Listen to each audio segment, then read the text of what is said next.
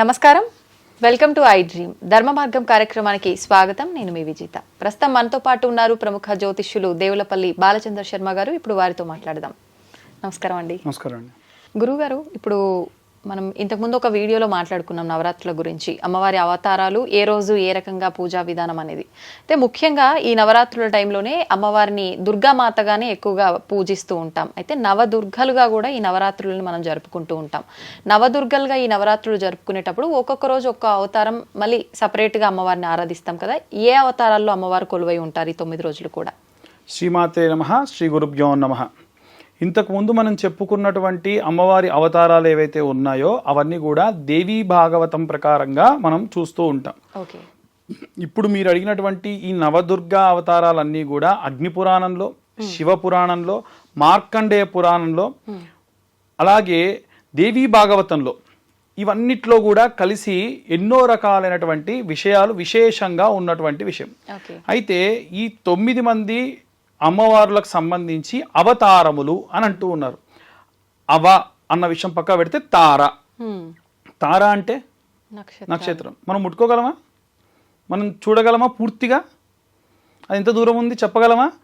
కాబట్టి మనము చూడలేనటువంటి స్థితి, మనం తాకలేనటువంటి స్థితి, మనం కనీసం ఎటువంటి ఊహకు కూడా అందనటువంటి స్థితిలో ఉన్నటువంటి దేవత మన కోసమని మనల్ని హింసించేటువంటి రాక్షసుల నుండి కాపాడుటకై కొన్ని రకాలైనటువంటి తార అవతారగా అయిపోయింది. అవతార అంటే ఇప్పుడు మనం చూడగలం, పూజించగలం, ఆరాధించగలం, అన్ని రకాలైనటువంటి సేవలు చేయగలం. అలా చేయుటకై అమ్మవారే స్వయంగా వచ్చి ఇలాంటివన్నీ చేసిందట. అలా చేసిన అమ్మవారిలో ప్రప్రథమంగా శైలపుత్రి అమ్మవారు మొదటి అవతారంగా. శైలపుత్రి అనంటే, శైలము అంటే శిఖరము, పర్వతము, పుత్రి అంటే కూతురు. మన పరిభాషలో పర్వతరాజపుత్రి అని అంటాం. ఎవరిని? పార్వతీదేవిని. ఈ పార్వతీదేవి అవతారము విశేషంగా శైలపుత్రి అమ్మవారిగా మనం కొలుస్తూ ఉంటాము. అయితే ఈ శైలపుత్రి అమ్మవారిగా ఎప్పుడు మారారండి అనంటే, అసలు చాలా మందికి అమ్మవారు మొత్తము 2 అమ్మవారు, ఒక అమ్మవారే. కాత్యాయని దేవి అమ్మవారు ఉన్నారు కదా. కాత్యాయని దేవి అమ్మవారు ఏం చేశారు అని అంటే, అమ్మవారు దాక్షాయిని దేవి అమ్మవారు. దాక్షాయిని అమ్మవారు ఏం చేశారంటే, దక్షయజ్ఞుడి యొక్క కూతురు. దక్షయజ్ఞానికి పరమశివుడిని పిలవలేదని చెప్పి అమ్మవారు ఎంతో కోపోద్రిక్తురాలై ఆ యొక్క యజ్ఞగుండంలో పడి అమ్మవారు దహనమయ్యారు.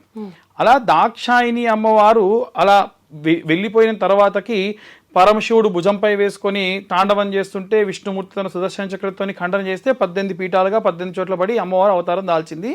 ఇక పరమశివుడు ఎంతో కోపోద్రిక్తుడై తనలో తాను శాంతింప చేసుకోవడానికి తపస్సులో కూర్చున్నాడు.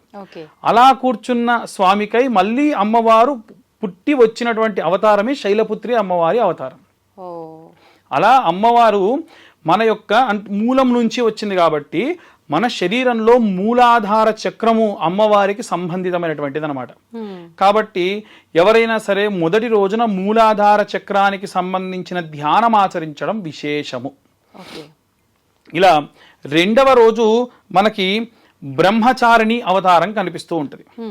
మనకు బ్రహ్మచారిణి అవతారం అంటే, మనకు అవతారం ఎలా ఉంటుందనంటే, ఒక బ్రహ్మచారిణి స్త్రీ కమండలం పెట్టుకొని, చేతిలో కమండలం పట్టుకొని వేద పఠనానికి వెళ్ళినటువంటి వారందరితో సహా ఆడవారికి కూడా కొంత వేద పఠనం చెప్పేవారు పూర్వం.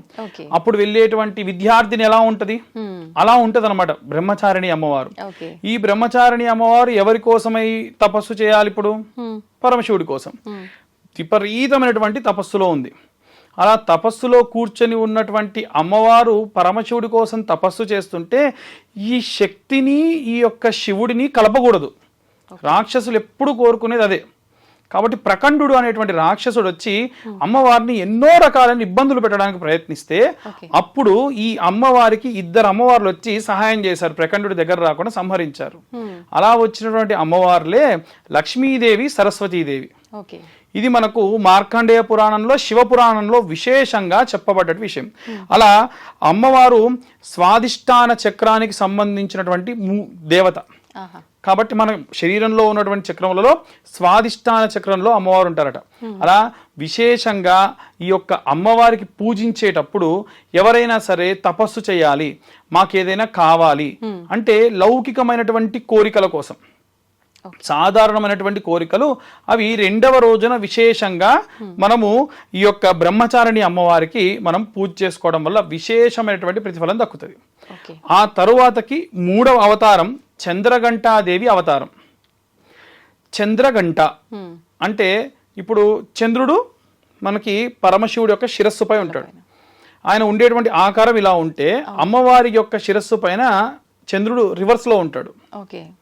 అంటే ఎలా ఉంటుంది, అప్పుడు గంట ఆకారంలో ఉంటుంది. కాబట్టి అమ్మవారిని చంద్రఘంటాదేవి అని విశేషంగా పిలుస్తారు. అలాగే అమ్మవారిని అష్టభుజాదేవి, 8 భుజములతో ఉంటుంది అమ్మవారు. అమ్మవారి యొక్క 8 భుజములు ఉండి ఇంకొక కన్ను కూడా ఉంటుంది అమ్మవారికి. 3 కన్నులు ఉన్నటువంటి అమ్మవారు అష్టభుజాదేవి అమ్మవారు, చంద్రఘంటాదేవి అమ్మవారు. ఎందుకు అంటే ఎందరో రాక్షసులని దునుమాడడానికై ప్రత్యేకంగా అమ్మవారు తీసుకున్నటువంటి అవతారం. మనకి ఈ అవతారం తర్వాత నుంచి వచ్చేటువంటి అవతారములన్నీ కూడా యుద్ధ ప్రాతిపదికం మీద వచ్చినటువంటి అవతారములే. అంటే ఉగ్ర రూపాల? ఉగ్ర రూపం కాదమ్మా, సాత్వికమైన రూపమే. కాకపోతే ఇప్పుడు పిల్లల్ని కాపాడాలి, అప్పుడే పార్వతీదేవిగా వెలిసి తర్వాతకి బ్రహ్మచారిణిగా ఉండి ఆ తర్వాతకి చంద్రఘంటాదేవి అంటే ఆ బ్రహ్మచారిణి రూపంలో ఉన్నటువంటి అమ్మవారి దగ్గరికి స్వామివారు వచ్చి ఎన్నో రకాల పరీక్షలు పెట్టాడు. ఆ యొక్క రాక్షస సంహారం అయిపోయిన తర్వాతకి, ప్రకంఠుడు అనే రాక్షసుని సంహరించిన తర్వాతకి ఎన్నో ప్రశ్నలు వేస్తే అన్ని ప్రశ్నలకు సమాధానం చెప్పిందట. అప్పుడు నిన్ను పెళ్లి చేసుకుంటావా అని అడిగాడు స్వామి. ఏది, ఒక సాధారణ రూపంలో వచ్చి. ఇన్ని ప్రశ్నలు అడిగేది శివుడే, ఇలా అడిగేది కూడా శివుడే, ఇంకెవరు ధైర్యం చేయరని అమ్మవారు చంద్రఘంటాదేవిగా మారి పరమశివుడి వివాహం ఆడింది. అందుకే చంద్రశేఖరుడు అని మనం శివుడిని అంటే చంద్రఘంటాదేవిగా మనం అమ్మవారిని కొలుస్తూ ఉంటాం. ఈ అమ్మవారు మనకి మణిపూరా చక్రంలో ఉంటారు. శరీరంలో ఉన్నటువంటి మణిపూరా చక్రంలో ఈ చంద్రఘంటాదేవి అమ్మవారు విశేషంగా ఉంటారు. కాబట్టి ఎవరైనా సరే ఏదైనా ఒక శత్రువుల నుంచి ఇబ్బంది బాగా ఉంది, ఎవరైనా సరే మమ్మల్ని బాగా ఇబ్బంది పెడుతున్నారు అన్నవారు అష్టభుజ చంద్రఘంటాదేవి అమ్మవారి యొక్క అవతారం రోజున విశేషంగా పూజలు గావించడం వల్ల విశేషమైనటువంటి ప్రతిఫలం దక్కుతుంది. ఆ తరువాతకి మనకి కూష్మాండాదేవి అమ్మవారి యొక్క అవతారం. కూష్మాండ అంటే ఇందాక మొదట్లో నేను చెప్పినటువంటి శ్లోకం సురా సంపూర్ణ కలశం రుధిరాపృతమేవచ దధీనామస్తపద్మాభ్యాం కూష్మాండామృతమాస్తుభే. ఇక్కడి నుంచి అమ్మవారి యొక్క యుద్ధంలోకి వెళ్ళేటువంటి అమ్మవారు ఎలా అయితే ఉంటారో ఆ యొక్క ఉగ్ర రూపాన్ని ధరించి అమ్మవారు ఎన్నో రకాలైనటువంటి రాక్షస సంహారం కోసం ప్రసన్నమైనటువంటి అమ్మవారు. ఈ యొక్క అమ్మవారు మనకి కూష్మాండము అంటే గుమ్మడికాయ. అలా మనిషి యొక్క ఎన్నో రకాలైనటువంటి దిష్టి ఏవి కూడా రాకుండా కాపాడేటువంటి అమ్మవారు ఈ యొక్క అవతారంలో మనకు అమ్మవారు కనిపిస్తారు. ఈ అమ్మవారికి సంబంధించి చండముండాసులు అనేటువంటి రాక్షసులని, అలాగే శుంభ నిశుంభులు అనేటువంటి రాక్షసులు, ఈ అమ్మవార్లను సంహరించడానికి ఒక్క అమ్మవారై ఉంటే సరిపోదు, ఇంకా ఎన్నో రకాలైనటువంటి అవతారాలు తీసుకోవాలి. కాబట్టి ఈ యొక్క అమ్మవారికి సంబంధించి మనకి అనాహత చక్రము, మన యొక్క శరీరంలో ఉండేటువంటి అనాహత చక్రంలో అమ్మవారు ఉంటారు. కాబట్టి ఎవరైనా సరే ప్రిపరేషన్ బాగా అవుతున్నారు, విద్యకు సంబంధించి ఏమైనా ప్రిపరేషన్లో ఉన్నారు, ఇక నెక్స్ట్ ఇంకేదన్నా కాంపిటేటివ్ ఎగ్జామ్స్కి వెళ్ళాలి అన్న వాళ్ళు ఈ అమ్మవారి యొక్క అవతారం రోజున విశేషంగా వారు చేసుకోవడం, పూజ చేయడం వల్ల విశేషమైనటువంటి ప్రతిఫలం దక్కుతుంది. ఆ తర్వాతకి మనకి స్కందమాత అమ్మవారి యొక్క అవతారం. ఇప్పుడు చూడండి, మనకి ప్రప్రథమంగా శైలపుత్రి, తర్వాతకి బ్రహ్మచారిణి, తర్వాతకి చంద్రఘంటాదేవి, తర్వాతకి కూష్మాండ అవతారం, తర్వాతకి స్కందమాత. ఈ అవతారం ఎలా ఉంటుందంటే చతుర్భుజాలు, 4 భుజాలతో ఉంటుంది అమ్మవారు. 6 ముఖాల్లో ఉన్నటువంటి సుబ్రహ్మణ్యేశ్వర స్వామిని ఒళ్ళో కూర్చోబెట్టుకుని ఉంటుంది. అంటే పిల్లలని ఎలా చూసుకోవాలి, పిల్లలకి ఎటువంటి కష్టం వచ్చినా సరే, అంటే స్కందుడు ఉద్భవించగానే అసుర సంహారానికి వెళ్ళేటప్పుడు అమ్మవారిని అమ్మవారు ఒళ్ళో కూర్చోబెట్టుకొని చెప్పిందనమాట, నీకు ఆవేశం అసలు ఎక్కువరా బాబు, అసలు ప్రశాంతంగా ఉండు, నీవేం చేస్తావు, నీ వయస్సు ఏమో ఎప్పుడు ఇలాగే ఉంటుంది. ఎందుకంటే కుమారస్వామి అవతారం ఎలా ఉంటుంది అంటే ఇది స్కాంద పురాణంలో కూడా ఉంటుంది. కుమారస్వామి ఎప్పుడు అలాగే ఉంటాడు, బాలుడు రూపం అంతే. ఎందుకు అంటే ఆయన పుట్టగానే 6 తలలతోని పుట్టాడు. పుట్టిన పిల్లవాడికి పాలివ్వాలి, ఒకటేసారి 6 తలలకి పాలివ్వాలి. అప్పటికే పార్వతీదేవి శపించింది అనమాట. నా కడుపున పుట్టాల్సినటువంటి పిల్లవాడిని పంచభూతాలు గంగాదేవితో సహా తీసుకువెళ్ళి భూమి మీద విడిచిపెడితే భూమికి పుట్టాడు కాబట్టి ఏ దేవీ దేవతలు కూడా పిల్లలు పుట్టరు అని అమ్మవారు శపించి ఆ పిల్లవాడికి సంబంధించి ఇవ్వాలి అంటే మళ్ళీ నేనే పాలు ఇవ్వాలి అంది. మరి అమ్మవారికి సంబంధించి పాలు ఎలా ఇస్తారనంటే కృత్తికా నక్షత్ర దేవత. ఆ కృత్తికా నక్షత్ర దేవత ఒకటే ఆమెకు 6 స్తనములు 6 ముఖములు ఉంటాయి. 3 ముఖములు 6 స్తనములు ఉంటాయి అనమాట కృత్తికా నక్షత్ర దేవతకి. అలా అమ్మవారు పాలు ఇచ్చింది ఒకటేసారి. ఆ పాలు తాగుతుంటే దినదినాభివృద్ధి చెందుతూ ఒక టీనేజ్ బాయ్ ఎలా ఉంటాడు, యుక్త వయస్సులో ఉండేటువంటి ఆ వయసుకు చాగిపోయాడు. ఇంక దాంట్లో పెరగడు అనమాట. అందుకే కుమారస్వామి అంటారు. కృత్తికా నక్షత్ర దేవత యొక్క పాలు తాగాడు కాబట్టి కార్తికేయ అంటారు. ఆయన స్కందావనంలో పడి పుట్టాడు కాబట్టి ఉద్భవించాడు కాబట్టి స్కందుడు అంటారు. ఇలా స్వామివారి యొక్క పేర్లన్నీ కూడా అలా శరవణ తటాకంలో నుంచి వచ్చాడు. తటాకం అంటే నీరు, అందులో నుంచి వచ్చాడు కాబట్టి శరవణ భవ అని అంటారు. కాబట్టి అయ్యా నీకు ఇన్ని నామాలు ఉన్నాయి నాయన, నువ్వు ఇక్కడ దాకా రావడానికి నేనెంత కష్టపడ్డానో నాకు తెలుసు అని చెప్పి స్కందమాతగా అమ్మవారు స్వామివారిని ఎన్నో రకాలుగా లాలించి అన్ని రకాలైనటువంటి జాగ్రత్తలు కూడా చెప్పి ఇది విశుద్ధ చక్రము, శరీరంలో ఉన్నటువంటి విశుద్ధ చక్రంకి అమ్మవారు అధిదేవత అన్నమాట. అలా మరుసటి అవతారము కాత్యాయని దేవి అవతారం. ఈ అమ్మవారు మనకి ఆజ్ఞాచక్రంలో ఉంటారు. అయితే కాత్యాయని దేవి అమ్మవారి యొక్క విశేషంగా చెప్పుకోదగ్గటువంటి విషయం ఏమిటి అంటే మనకి దేవి భాగవతము, మార్కండేయ పురాణము, అలాగే వరాహ పురాణము, భాగవత పురాణంలో 10వ స్కందంలో 22వ అధ్యాయంలో ఈ విషయాన్ని మనకి చెప్పారనమాట.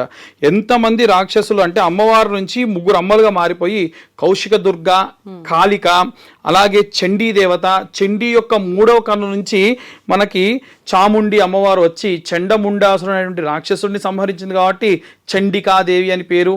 అలాగే శుంభ నిశుంభులని సంహరించింది కాబట్టి. అయితే ఈ కాత్యాయని దేవి అమ్మవారి విషయానికి వస్తే ఒక చిన్న కథ ఉంది దేవి భాగవతంలో.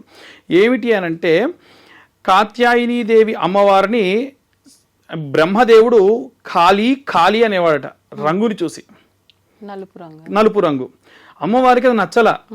కాళీ అంటున్నాడు, నా రంగు మార్చండి అని వెళ్ళిందట భర్త దగ్గరికి. వెళ్ళినప్పుడు ఎందుకు అంటే ఇక్కడ కాళీ అమ్మవారు ఎందుకు నలుపుగా ఉంటారంటే శివుడు ఎలా ఉంటాడు, తెలుపు. మరి అమ్మవారు ఎలా ఉంటారు, నలుపు.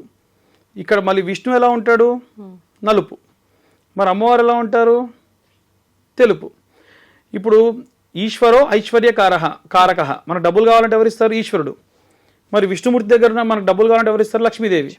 కాబట్టి విష్ణువుకు భార్య కావాలంటే శివుడు రావాల్సిందే, శివుడికి భార్య కావాలంటే విష్ణువు రావాల్సిందే.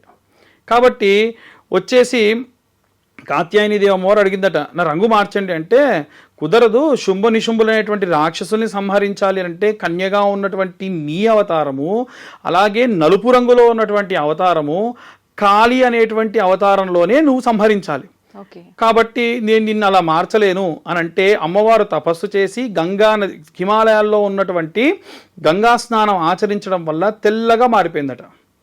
మరి శుంభ నిశుంభులు, చండముండాసురులు వీళ్ళందరూ వచ్చినప్పుడు అమ్మవారు ఆ యొక్క కాళీ అవతారాన్ని ఎత్తి ఆ యొక్క రక్తబీజుడు అనేటువంటి రాక్షసుని కూడా సంహరించింది.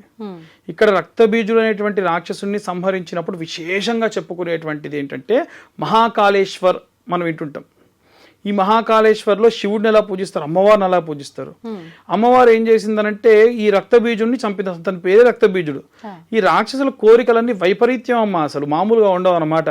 నా రక్తం భూమి మీద పడితే నాలాంటోడు ఇంకా 10 మంది పుట్టాలి, నేను ఆడవాళ్ళ చేతిలో తప్ప ఎవరి చేతిలో కూడా మరణించొద్దు, సగం మనిషి అయి ఉండాలి, సగం రాక్షసుడై ఉండాలి, లేదా సగం జంతువు అయి ఉండాలి.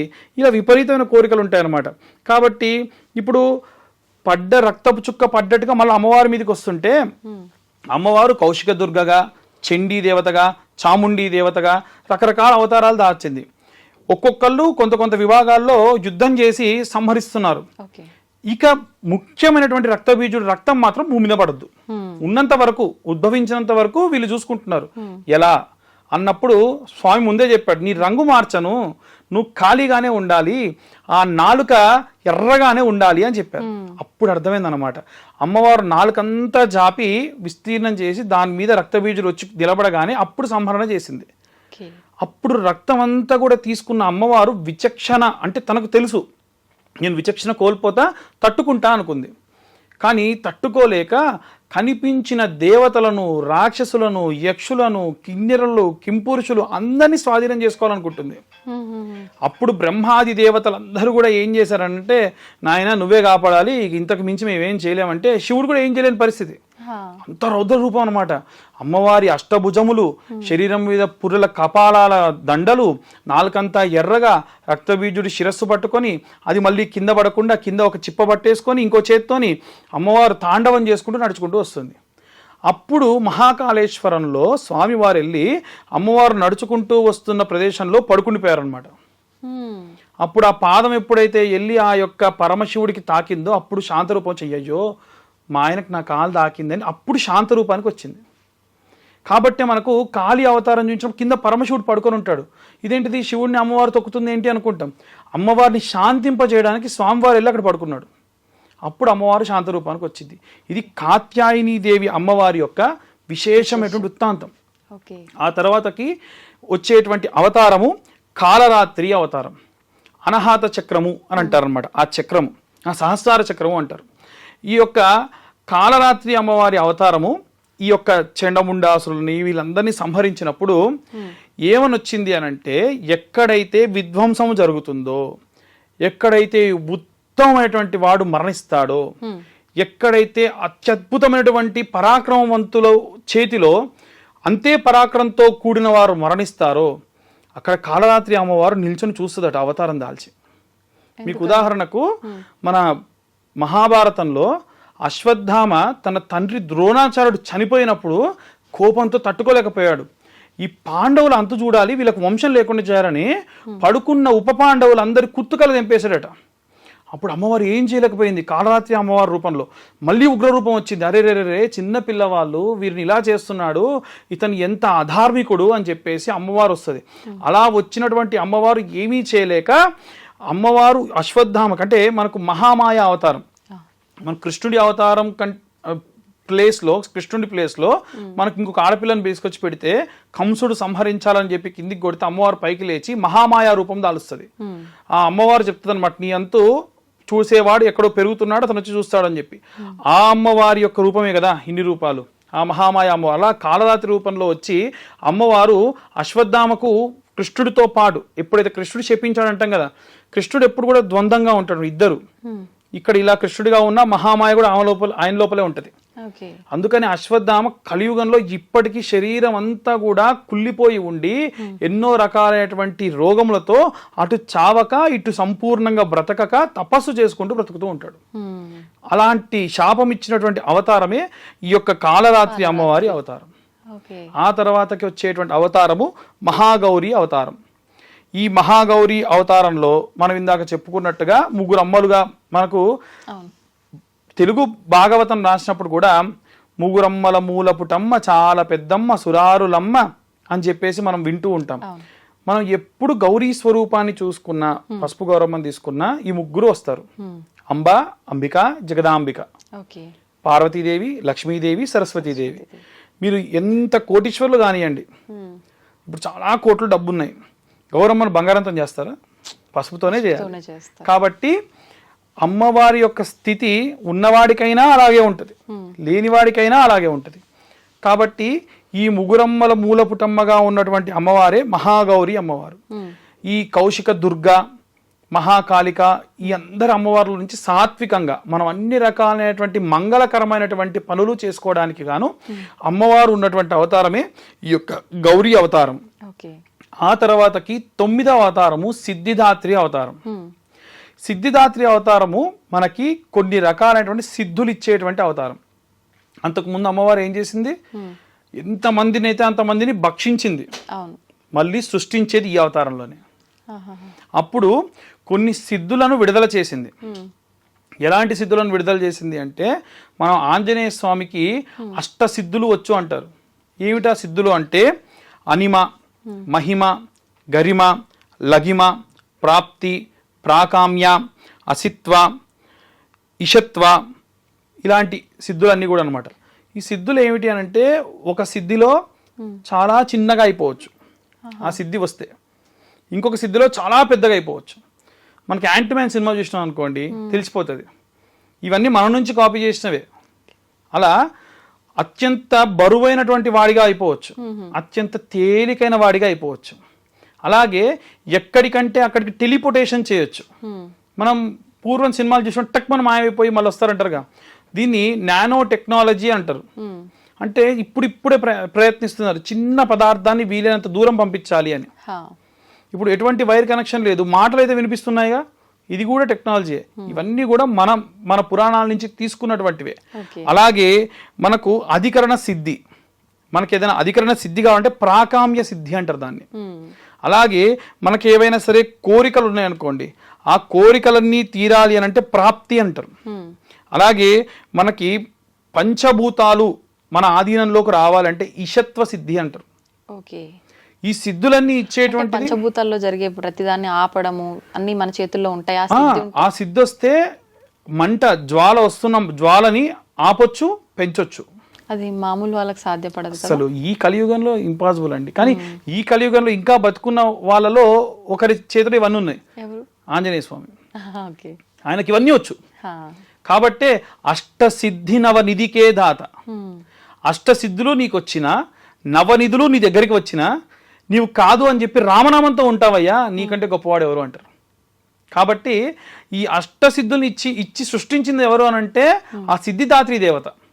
ఇలా మనకు నవదుర్గలుగా అగ్ని పురాణంలో, మార్కండేయ పురాణంలో, శివ పురాణంలో, విష్ణు వైవత్సవ పురాణంలో ప్రత్యేకంగా చెప్పబడినటువంటి విషయం. ఇలా మనం ఇప్పటి వరకు మన విజయవాడ దుర్గా అమ్మవారికి సంబంధించి చెప్పుకున్నాం. మీకు ఇంతకు ముందే చెప్పా, మనకి అస్సాంకి వెళ్తే ఒకలాగా, ఒరిస్సాకి వెళ్తే ఒకలాగా, మనకి సౌదిగగామి దేవత అని కొలుస్తారండి. గుజరాత్లో కానీ ఒరిస్సాలో కానీ అక్కడ వారి ఆచారం అది. అక్కడ సౌదిగగామి అమ్మవారి దేవాలయాలు చాలా ఉంటాయి. ఎందుకు అంటే అసలు మీకు చాలా మందికి తెలియదు ఏంటంటే, ఒరిస్సాలో పండేటువంటి బియ్యపు గింజలు ఎన్ని ఉంటాయి తెలుసా అండి? 900 రకాలు ఉంటాయి. భారతదేశం కాదు, ప్రపంచంలో ఎవరు కూడా అన్ని రకాలైనటువంటి బియ్యపు గింజలు లేవు. ఇవి మళ్ళీ ఏవో ప్రయోగాలు చేసి సృష్టించినవి కాదు, ప్రత్యేకంగా స్వయం సిద్ధంగా అక్కడ పండుతాయి. ఆ ప్లేస్ లో తప్ప ఇంకెక్కడ పండవు. అందుకే ఆ అమ్మవారి యొక్క ఆ ప్రాంతము శాకాంబరి దేవి అమ్మవారి యొక్క అవతారం అంటారు. మనకు పూరి దేవాలయంలో కూడా స్వామివారికి పెట్టే నైవేద్యాలు ఉంటాయి చూసారు, ఆ నైవేద్యాలన్నీ కూడా వాటిని ఎండబెట్టి మరి అందరికి కూడా ప్రసాదంగా పంచుతారు. ఎందుకు అంటే ఇన్ని రకాల నైవేద్యాలు అక్కడ స్వామివారికి అందుతాయి. ఇవి అమ్మవారికి సంబంధించినటువంటి నవదుర్గా దేవతలకు సంబంధించినటువంటి విశేషమైన విషయాలండి. థ్యాంక్ యూ అండి, చాలా మంచి విషయాలు తెలియజేశారు. ధన్యవాదాలు. ధన్యవాదాలండి.